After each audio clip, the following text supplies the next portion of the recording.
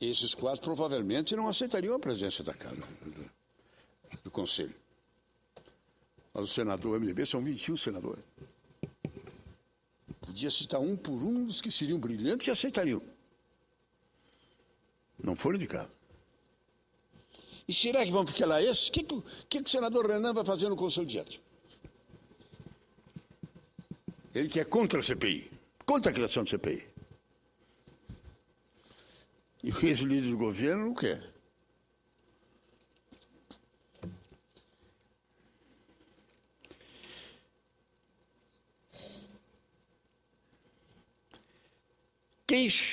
O que eu quero dizer é isso. O MDB tomou as decisões do Conselho de Ética. E a bancada do MDB não teve uma reunião. O senhor Requião declarou que o MDB não é a favor, não tem simpatia por comissão de parlamentar de inquérito, embora ele vai assinar. Mas a bancada não foi reunida. A bancada não foi reunida para discutir se quer ou não quer a CPI. A bancada não foi reunida para discutir quais são os mesmos que vão para a CPI. A bancada não foi reunida para dizer, para abrir mão, como o senador abriu, da presidência do Conselho. E a bancada não foi reunida para discutir os membros. Aliás, a bancada não é reunida para coisa nenhuma, só de mentirinha. Reunião para fazer nada, reúne a bancada. Agora, tu lê no jornal que a bancada insistiu na escolha do Lobão para ministro. A bancada insistiu na escolha de não sei o quê para não sei o quê. Leia-se na bancada 2 pontos, Sarney e Renan.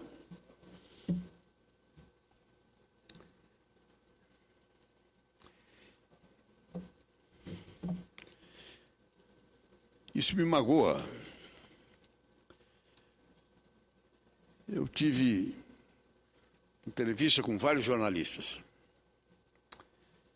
E eles estranhavam que no meio desse pessimismo, derrotismo com relação à hora que nós estamos vivendo, eu estava entusiasmado.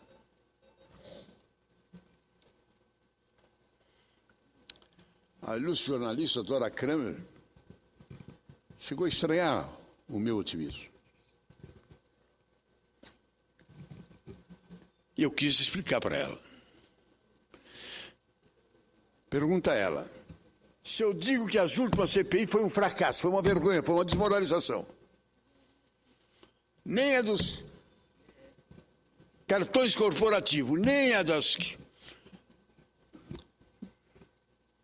ONG, chegou a resultado nenhum.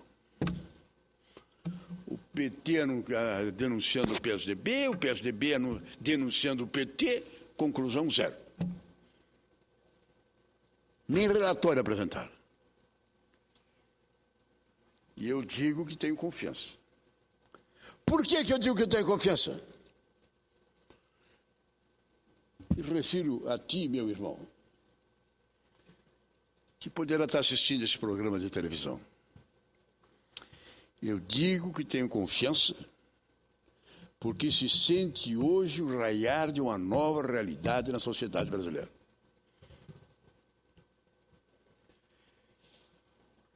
Eu sempre disse, meus irmãos, não esperem nada do Congresso não vem nada. Não esperem nada do Judiciário, porque do Judiciário não vem nada. Não esperem nada do Executivo, porque do Executivo não esperem nada. Mas eu espero do povo brasileiro. Eu espero da sociedade brasileira. Eu espero que essa realidade mundial, que são as redes sociais, essa participação lá num país, nos países no fim do mundo, quase de zero de liberdade, lá no Egito, o povo derrubou a ditadura com as redes sociais. O Obama foi um exemplo. O Obama entrou na campanha para presidente da República para marcar posição, para se lançar como uma grande liderança. Tinha 1 ano no Senado. Se lançou. Mas misturou seu destino com as redes sociais, começou a dialogar com a mocidade, começou a discutir com todo o povo nesta fórmula, e foi um milagre. Todas as lideranças do Partido Democrata, que estavam com a senhora Clinton, foram esfacelados pela vitória da sociedade. Isto está começando a acontecer no Brasil. Eu repito, se não fosse esse movimento da sociedade, jamais o ficha limpa seria passado. Jamais passaria nesse Congresso Nacional. Por unanimidade. Por unanimidade. Foi a OAB, foi a CNBB, movimentando a sociedade, e a sociedade em rede, cercando o Congresso na hora da votação da ficha limpa, cercando o Supremo na hora em que ele enquadrava o problema da ficha limpa. Mudou. E nós votamos por unanimidade.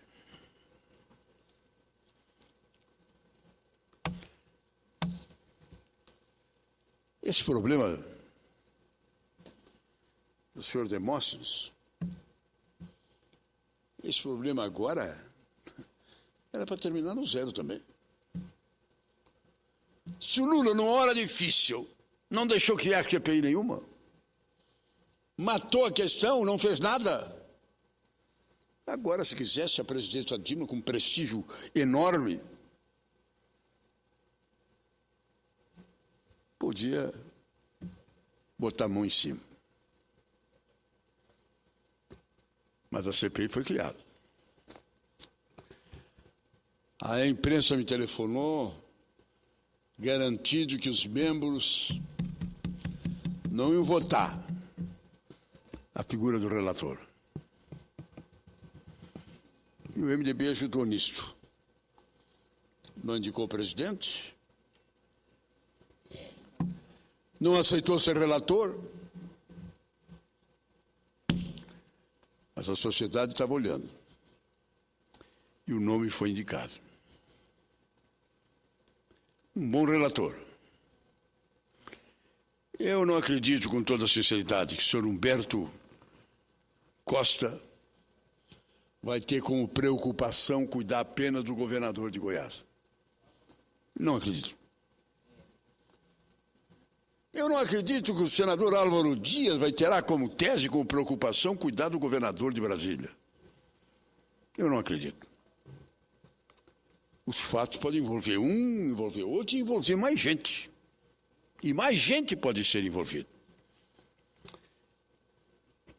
Mas a sociedade, e aí eu faço um apelo, meu bravo, extraordinário presidente da OAB,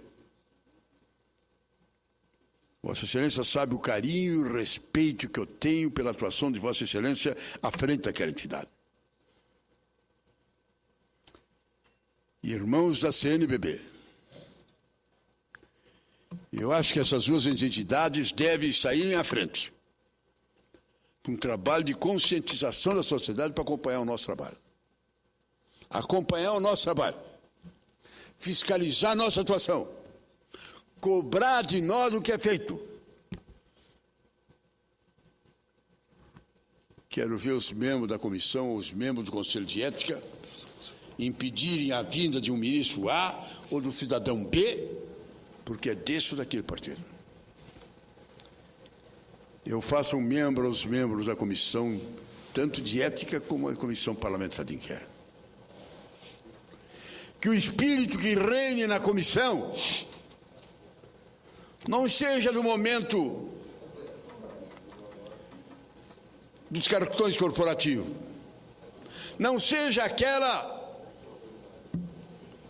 da ZONG, mas seja o que reinou aqui, na época do impeachment do presidente Collor, na época dos anões do orçamento que caçou mais de 15 parlamentares. Nós conseguimos, naquela ocasião, reunidos aqui, Nós, senadores, nos transformamos em ministros, tendo no lugar de Vossa Excelência o presidente do Supremo Tribunal Federal, senhor ministro Sanches. Eu nunca me senti tão importante. Foi uma sessão histórica. Ninguém votou contra o presidente porque não gostava dele ou porque era oposição. E ninguém votou a favor porque gostava dele e era governo. E foi tão interessante, tão importante o trabalho naquela comissão, que no início praticamente todo mundo era a favor do Collor. Aliás, nós não queríamos uma CPI para caçar o Collor. Eu pedi uma CPI para caçar as denúncias do irmão dele, Pedro Collor, contra o senhor PC Faria. Aquela entrevista na Veja do presidente Collor, do senhor Pedro Collor, irmão do presidente, era tão dura, tão dramática, tão pesada, tão radical, de um modo especial dirigida ao senhor PC Farias, que nós pedimos uma comissão. E aí foi se alastrando, foi se alastrando. E nós estávamos ao meio da comissão para o fim, e com relação ao Collor, não se tinha nada. Eis quando aparece a figura do motorista. Um homem simples, humilde, um motorista. E conta toda a história. E desvela toda a história. Um parlamentar pergunta para ele: o senhor é um motorista, está trabalhando? O senhor está fazendo todo esse trabalho, todas essas denúncias, só porque o senhor gosta do Brasil? E ele respondeu e a resposta foi aplaudida. E o senhor acha pouco, senador? Figura notável. Ele deu os elementos necessários. A outra CPI, dos anões do orçamento, caçamos 15 parlamentares. 15. De todos os partidos. De todos os partidos.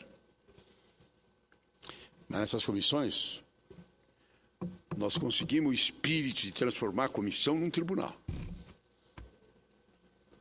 Não tinha o que acontece agora nas comissões. Quem é do governo está lá para esculhambar, quem é da oposição, quem é do governo está lá para defender qualquer coisa, quem é da oposição está lá para esculhambar qualquer coisa.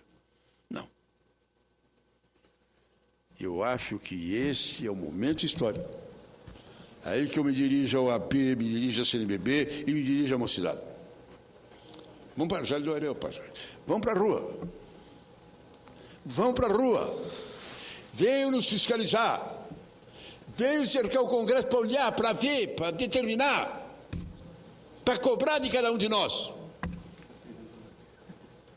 Eu acho que esse novo Brasil, essa nova classe social, essa mocidade, essas agências de praticamente redes de televisão pessoais, é que vai decidir o nosso futuro. Vai fazer que isso aqui que está no Correio Brasiliense, que os líderes já estão caminhando para o esvaziamento, nós aqui não temos condições para resistir. Nem o senhor Sarney, nem o senhor Renan, nem ninguém, nós não temos condições. Mas o povo olhando, cobrando, fiscalizando, pode fazer com que nós vivamos um momento notável, que é o momento que começou com a ficha limpa. O lugar de corrupto é na cadeia. Fim para a impunidade.